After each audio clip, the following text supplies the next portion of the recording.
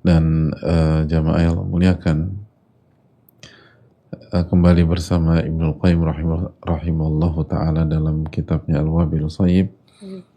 Dan kita sedang membahas sebuah kaidah penting dalam kehidupan, kaidah penting dalam diri kita, kaidah penting pada bagian tubuh kita yang paling penting, yaitu apa, ibu-ibu sekalian?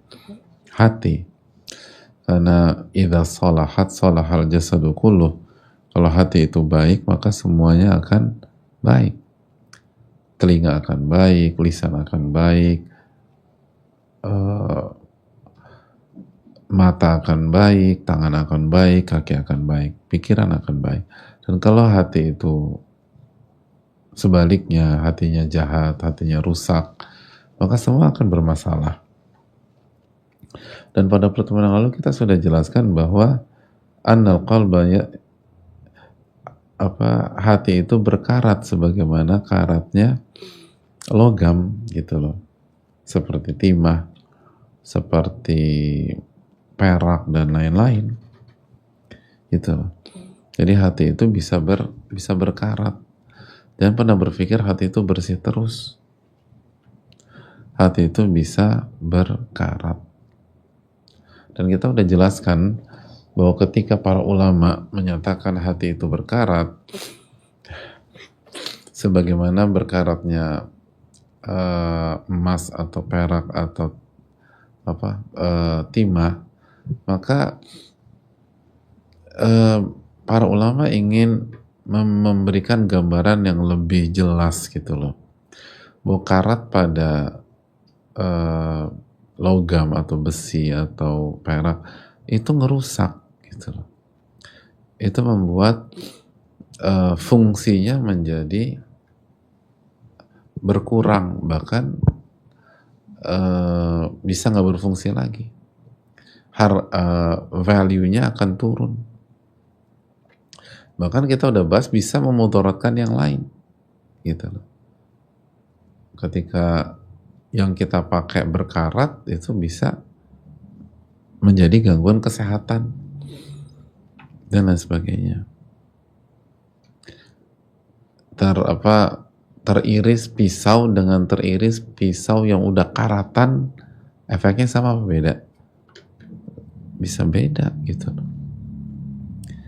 Nah begitu juga hati yang berkarat itu bukan hanya ngerusak kita, tapi bisa berdampak buruk pada lingkungan kita yang berinteraksi dengan kita. Jadi itu yang perlu kita camkan.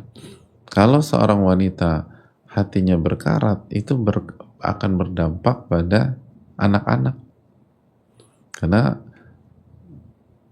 Nabi SAW bersabda, fa'abawahu yuhawwidanihi.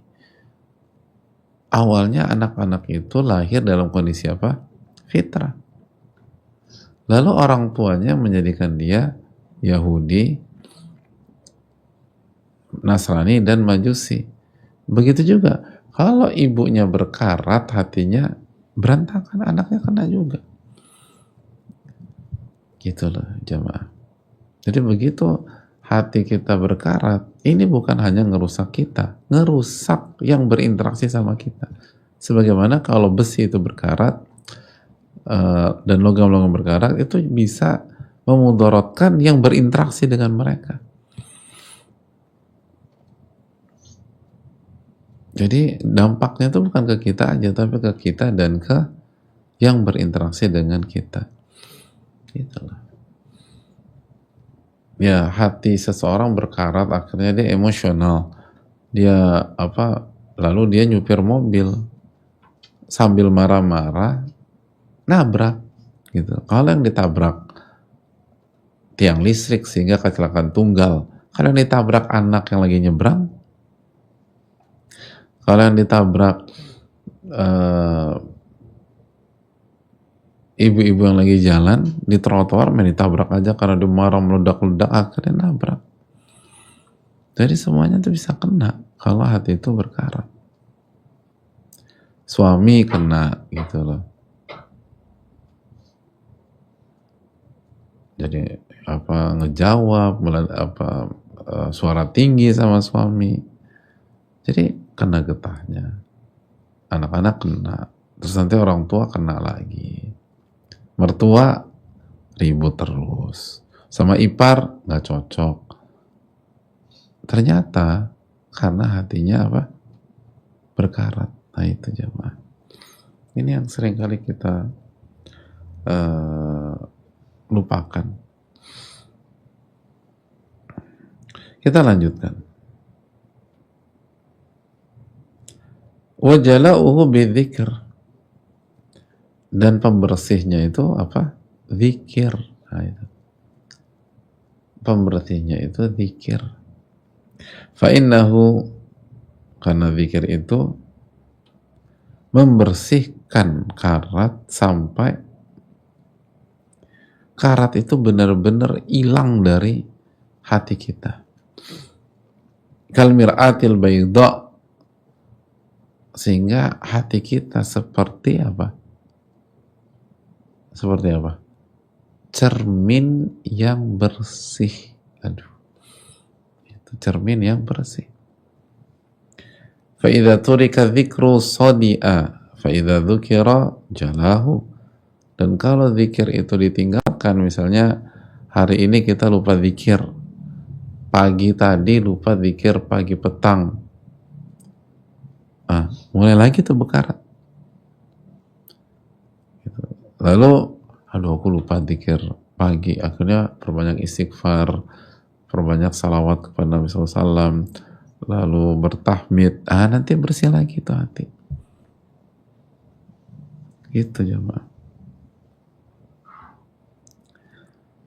Nah, kalau mau lebih spesifik, Ibnu Qayyim menjelaskan, dan ini penting banget untuk ibu ketahui, karatnya hati itu bi'amrain, berkaratnya hati itu dengan dua hal, atau disebabkan dua hal.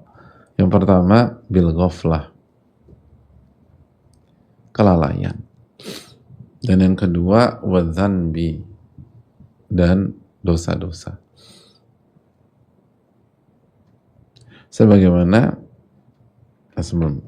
Jadi ibu harus tahu dulu bahwa yang membuat hati kita berkarat adalah ketika yang pertama apa? Kita lalai. Yang kedua kita berdosa. Itu. Lalai aja gitu loh. Makanya manusia kan suka. Manusia itu seringkali atau banyak kasus gitu ya, melakukan blunder-blunder atau melakukan kesalahan-kesalahan yang dalam tanda kutip dianggap konyol, cuman gara-gara lalai, nggak kepikiran, kelewatan. Itu Pak.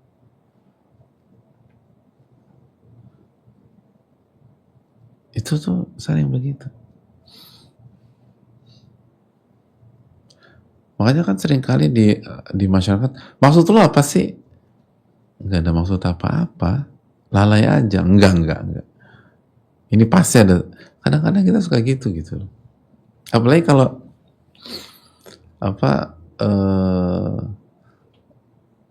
apalagi kalau misalnya orang itu pinter, orang itu sangat terstruktur dalam hidup segala macam. Seringkali itu kita nggak percaya bahwa kesalahannya benar-benar sebatas lalai. Terus kita bilang, nggak mungkin orang kayak dia itu seblunder itu. Padahal mungkin aja. Manusia tuh punya sisi itu. Manusia tuh punya sisi itu. Sebatas lalai aja. Nggak ada motif apapun. Nggak ada. Nggak ada niatan apapun. Nggak ada. Kan seringkali kita suka gitu. Makanya seringkali itu kan kita bermain dengan motif. Ini motifnya apa sih? Ini motifnya apa sih? Ini motifnya apa sih? Memang Pak, jelas motif itu penting. Tapi ada banyak kasus motifnya tuh nggak buruk, bener-bener karena lalai gitu. Dan itu sisi dari manusia.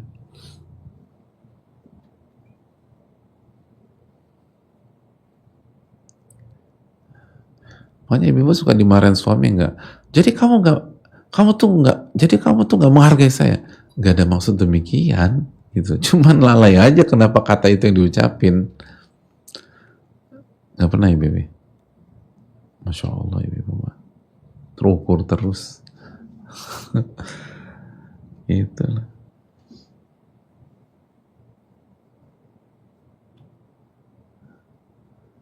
Kadang-kadang kita suka masalah gitu. Terus nanti buat kegaduhan di grup, terus ditanya di Japri, lu ngapain sih kayak begitu? Ya nggak kepikiran aja, lalai gitu. Itu jadi panjang tau nggak di grup. Terus dibahas motif lo tuh apa, lo ada masalah apa, sampai investigasi gitu loh. 10 tahun hubungan lo sama dia itu panjang dikaji, padahal gak ada kaitannya sama itu sama sekali. Itu cuman karena kita lalai. Ada begitu.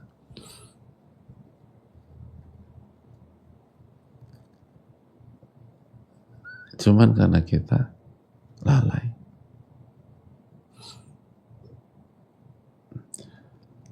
Itulah jemaah.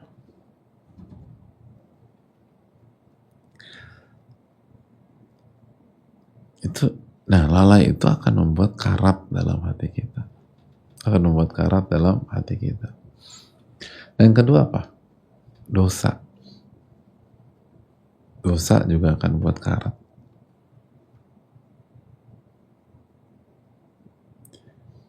Dosa akan membuat apa? Membuat karat.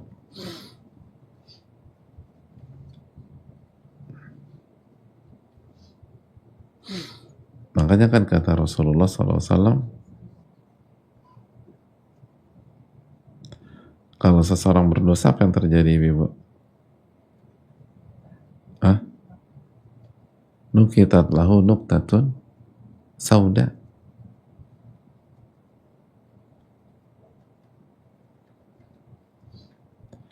Akan ditorehkan titik dan noda hitam.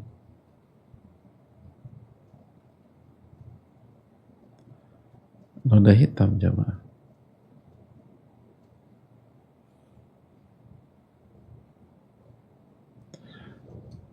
Jadi dan itu akan terus berlanjut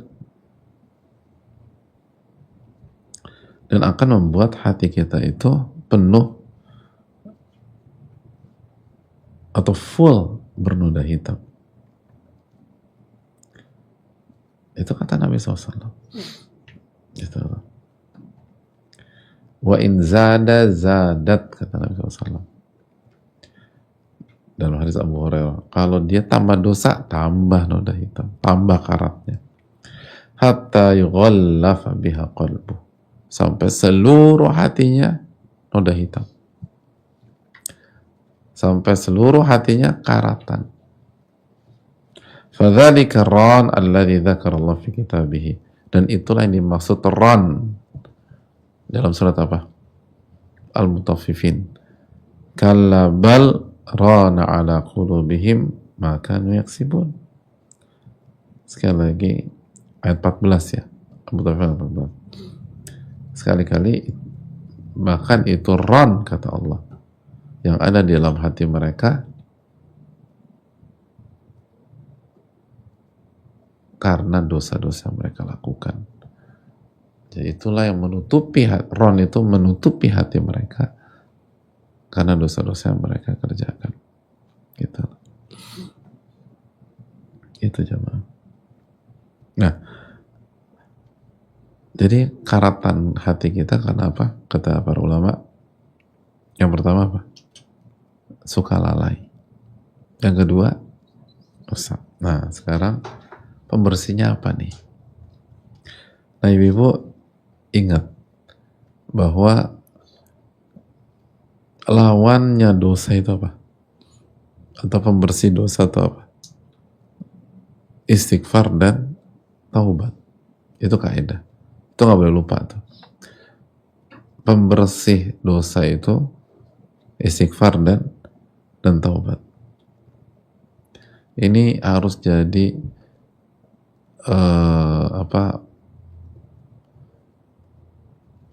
pengetahuan umum yang nggak boleh lupa. Itulah pembersih dosa itu apa? Istighfar dan taubat. Itu pada dasarnya demikian. Nah, itu kalau dosa. Kalau lalai, apa Ibu? Lawan dari lalai itu zikir.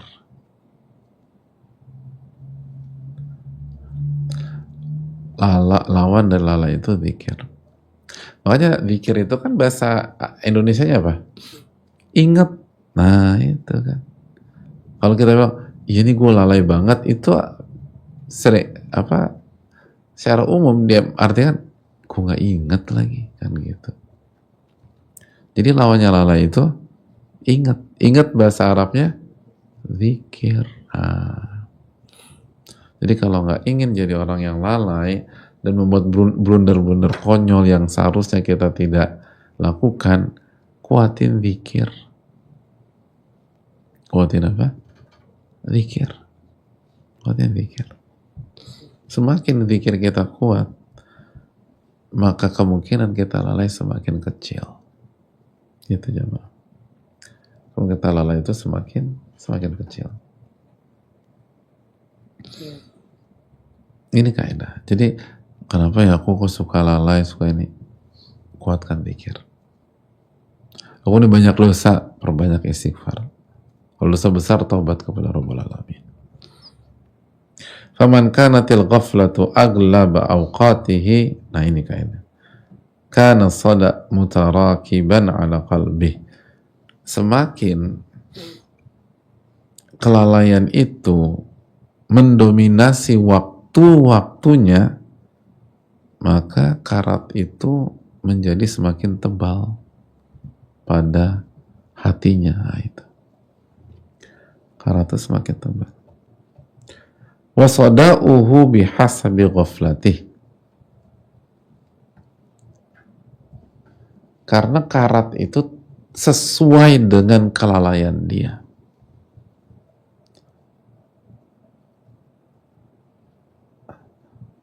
Karatnya hati kita sesuai dengan kelalaian kita.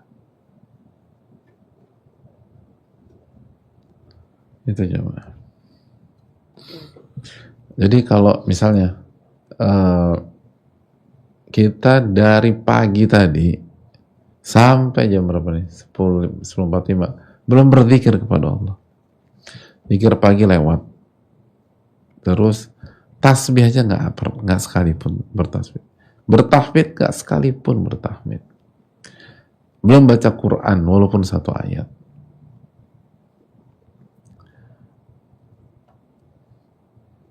Maka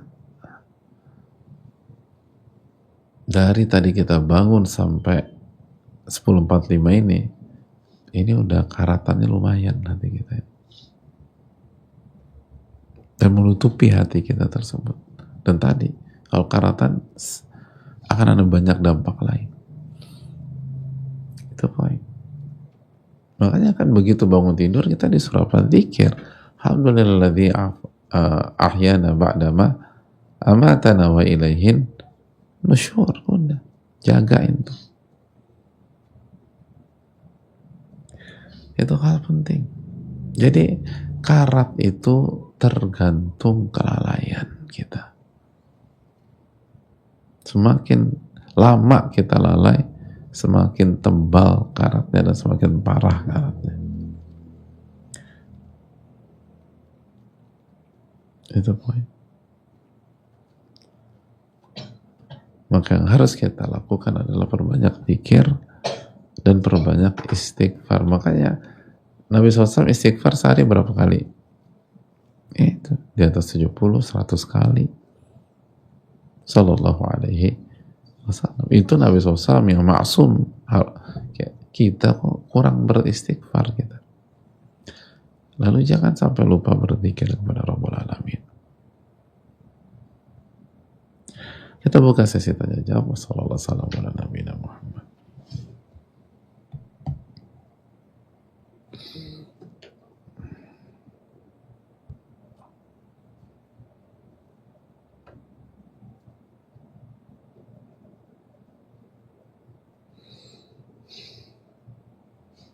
Assalamualaikum warahmatullahi wabarakatuh. Waalaikumsalam warahmatullahi wabarakatuh. Semoga Allah merahmati seluruh para ulama, ustadz, serta tim dan seluruh kaum muslimin. Amin wa iyyakum. Izin bertanya, kalau dalam pernikahan sejauh mana kita perlu memaafkan kesalahan pasangan dan tetap mempertahankan rumah tangga? Misalnya seseorang sudah memaafkan perselingkuhan pasangannya dan memilih bertahan, namun setelah itu muncul lagi masalah lain yang membuat kepercayaan kembali berguncang. Ternyata suami ketahuan mengkonsumsi obat-obat terlarang. Di titik seperti itu, bagaimana kita tahu bahwa bertahan adalah bentuk kesabaran, bukan justru membiarkan diri terus terluka? Sekian pertanyaannya, semoga Allah mudahkan Ustadz untuk menjawab. Barakallahu fikum. Ya, terima kasih atas pertanyaannya. Gimana ya Ibu sekalian? Kayak gini dimaafin nggak?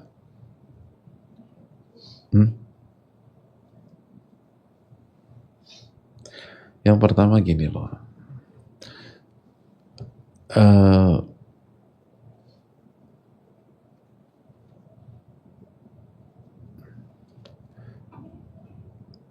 kita perlu merenungkan apakah memaafkan pasangan kita secara otomatis artinya mempertahankan rumah tangga. Nah, itu.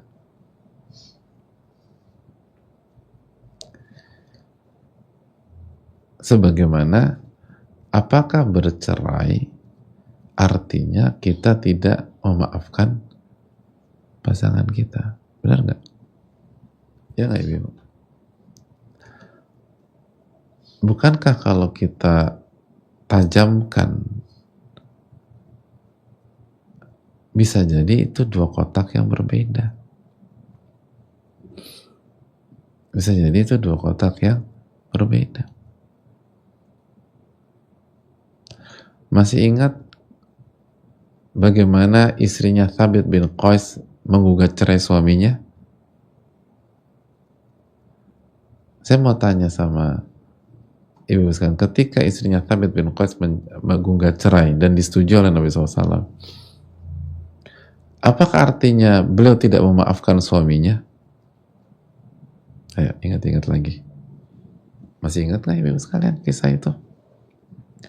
Beliau maafkan suaminya nggak? Ibu? Hah? Istrinya Thabit bin Qais memaafkan suaminya nggak? Loh, pada diam itu loh. Maafin nggak? Udah salah jawab aja kalau udah kebentok mah. Kemungkinan 50-50. Lo bilang enggak, gue bilang maafin ya.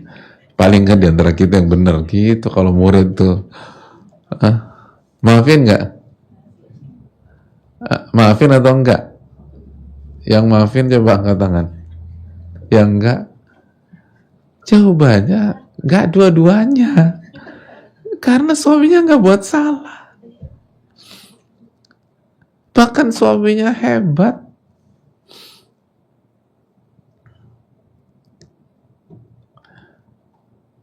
Kata istrinya, bagi beliau suaminya enggak punya celah dalam masalah iman, dalam masalah ibadah, dalam masalah akhlak. Apa yang mau dimaafin dalam tanda kutip ya? Oh, nggak ada masalah apapun, nggak ada pengkhianatan, nggak ada ini, nggak ada ini.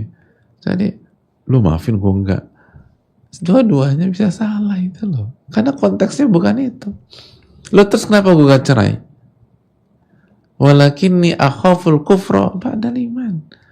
Beliau khawatir kufur nikmat. Bukan karena suaminya bermasalah secara iman, bermasalah secara akidah, bermasalah secara ibadah. Bukan karena suaminya melakukan kefasikan, dosa besar, perselingkuhan. Enggak.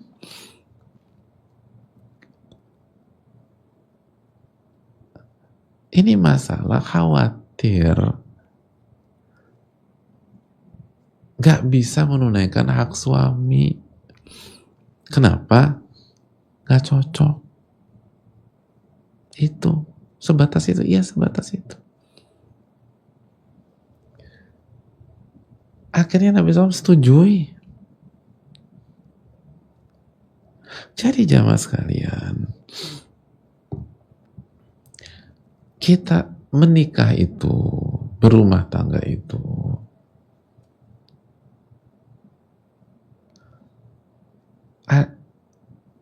adalah sebuah sarana bertakwa dan masuk surga Allah Subhanahu wa taala.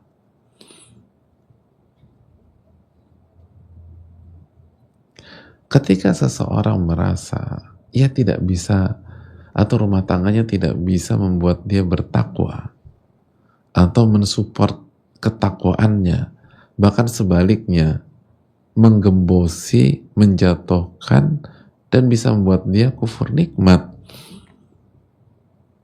maka pada saat itu dia bisa memikirkan jalan keluar atau pintu exit sebagaimana yang dilakukan oleh istrinya Thabit bin Qais.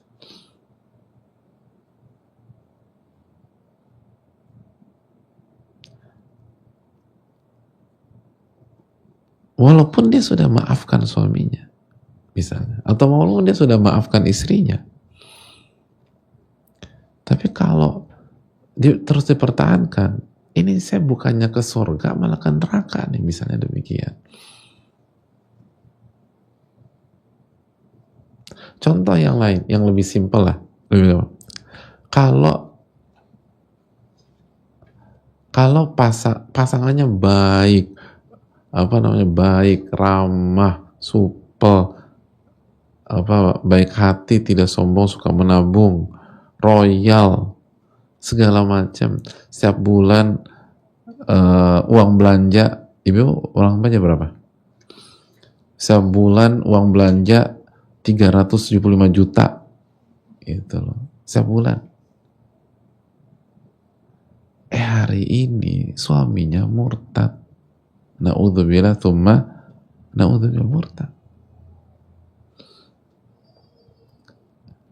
Saya ingin tanya, ada sakit hati secara personal nggak istri ke suami kalau begini suaminya? Enggak.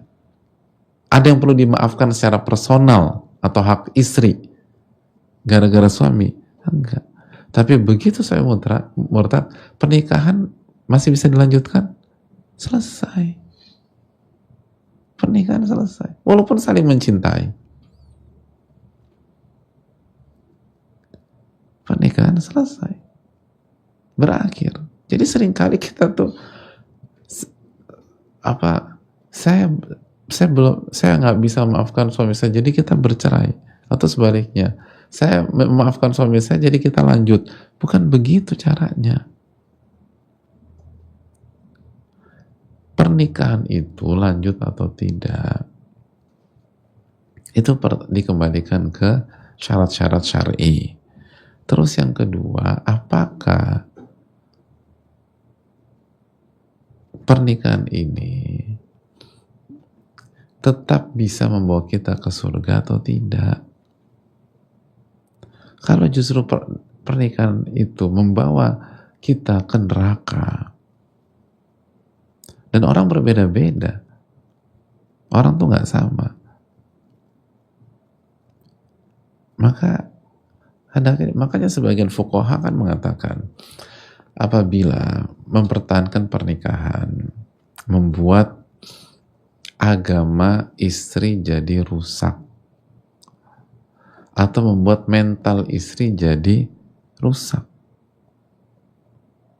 atau mental anak-anak dan agama anak-anak jadi rusak, maka ia harus berpikir untuk keluar dari rumah tangga tersebut. Itu poin.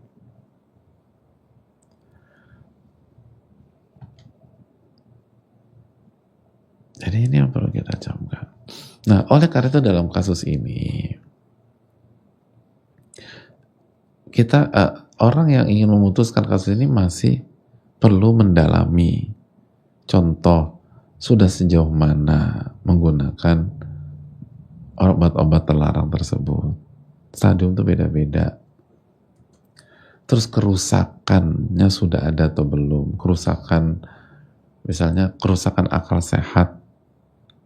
Kalau ada permanen apa tidak? Dan lain-lain. Dan lagi-lagi, apakah ini rumah tangga bisa membawa kita, tetap bisa membawa kita ke surga, atau arahnya itu kok semakin jauh gitu loh. Itu poin. Nah, oleh karena itu, terapkan dua konsep syar'i.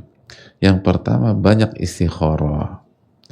Yang kedua, musyawarah dengan pihak-pihak yang berilmu dan berpengalaman, khususnya yang tahu siapa kita dan tahu siapa suami kita. Karena seringkali kita nggak objektif.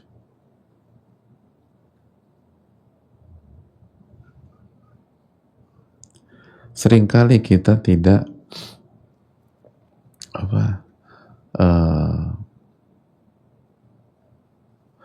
kita nggak gunakan ilmu,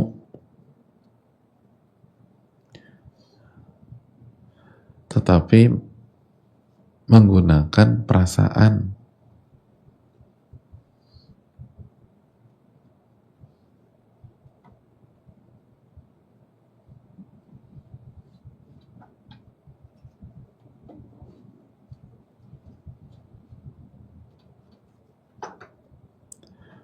Itu poin.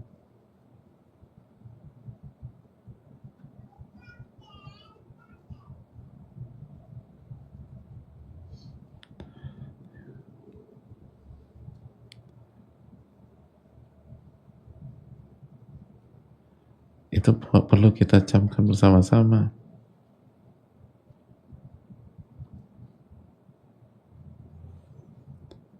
Kenapa demikian?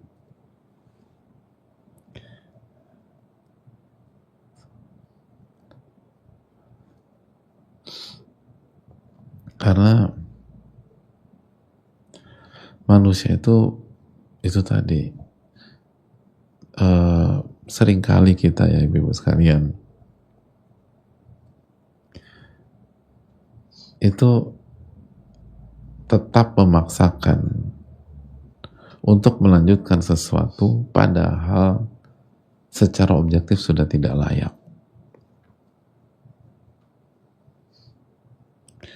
Bukan karena data, bukan karena benar, atau bukan karena bermanfaat, tapi karena merasa sudah sejauh ini, masa berakhir. Sudah banyak pengorbanan yang dilakukan, masa selesai. Akhirnya dipaksakan.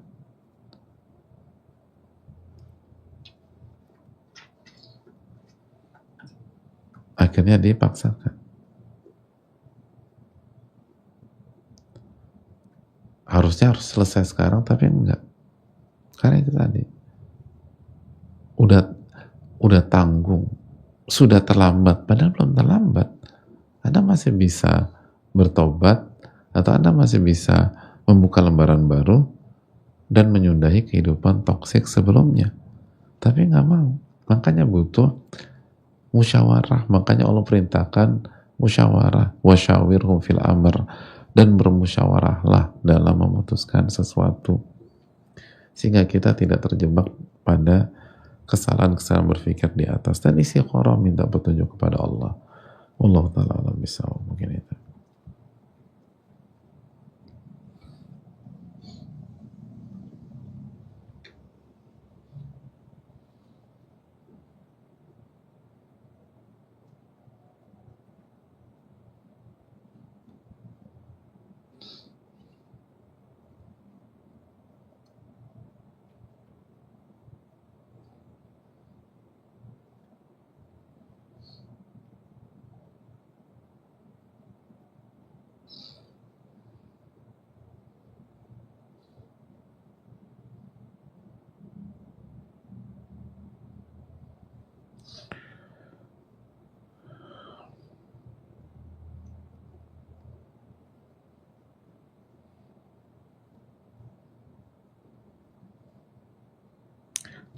yang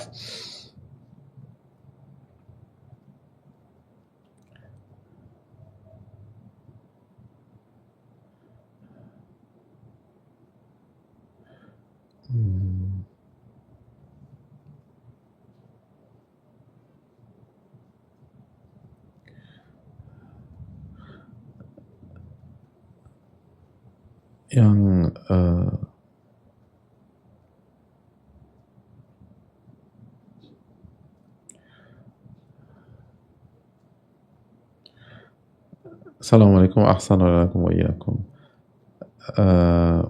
Ustadz pernah menyampaikan bahwa dosa yang sulit bangkit adalah dosa lisan dan dosa kemaluan, zina dan selingkuh, yaitu keterangan para ulama.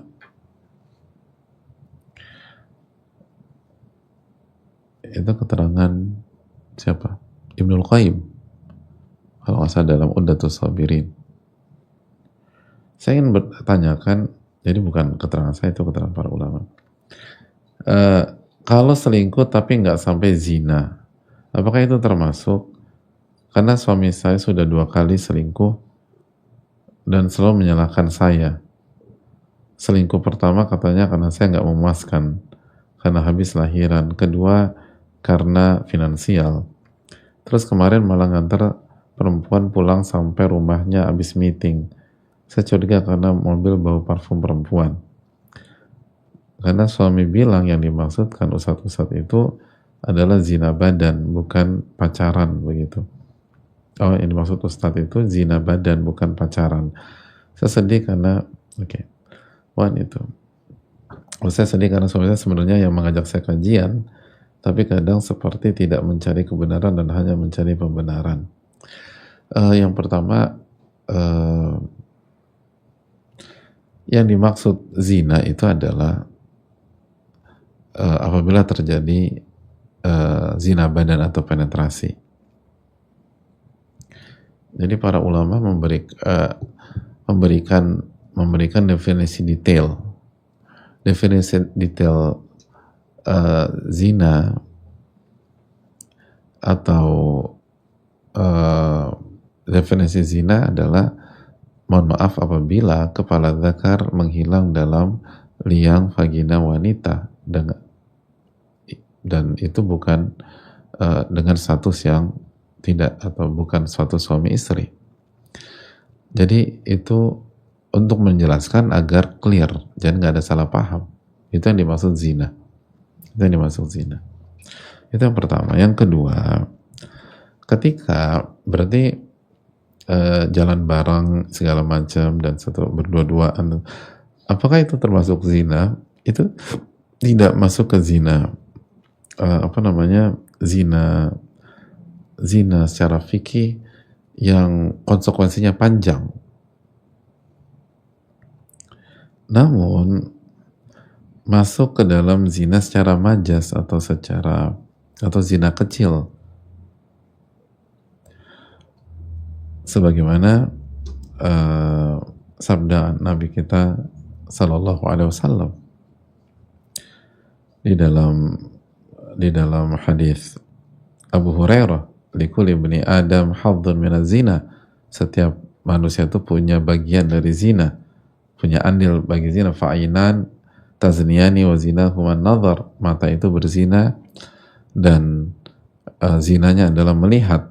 Wal yadani tazniyan wa zinahuma al-batash, kedua tangan itu berzina dan zinanya adalah menyentuh. Wa rijlani tazniyan wa zinahuma al-mashyu, kaki itu berzina dan zinanya itu melangkah, pergi ke tempat perempuan atau ini segala macam.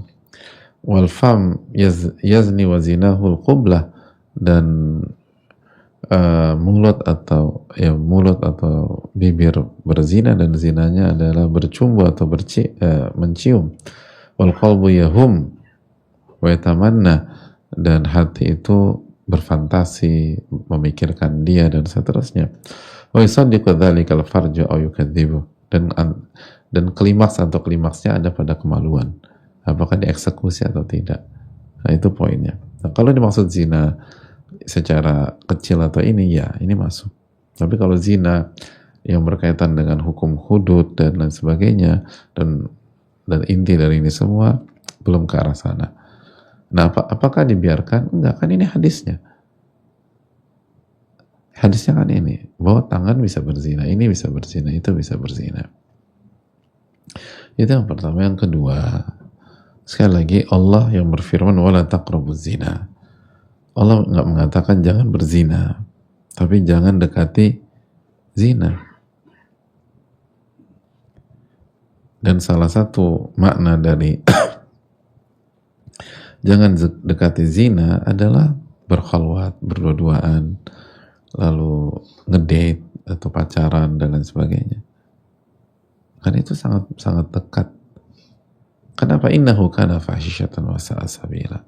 Karena itu adalah perbuatan keji dan jalan yang buruk, rusak. Hidup orang tuh rusak, dan wasting time, dan buang-buang waktu dan lain sebagainya. Jadi itu poin. Jadi jelas ini sebuah kesalahan dan kekeliruan walaupun tidak sampai pada titik ini. Terus yang kedua yang perlu diperhatikan juga, cara ibu-ibu mendakwahi suami. Jadi contoh kayak gini, ya jangan kajian hari ini langsung di copy paste ke suami. Dengar lo beb, kamu benar, kamu salah. Suami itu nggak bisa dengan cara demikian secara umum.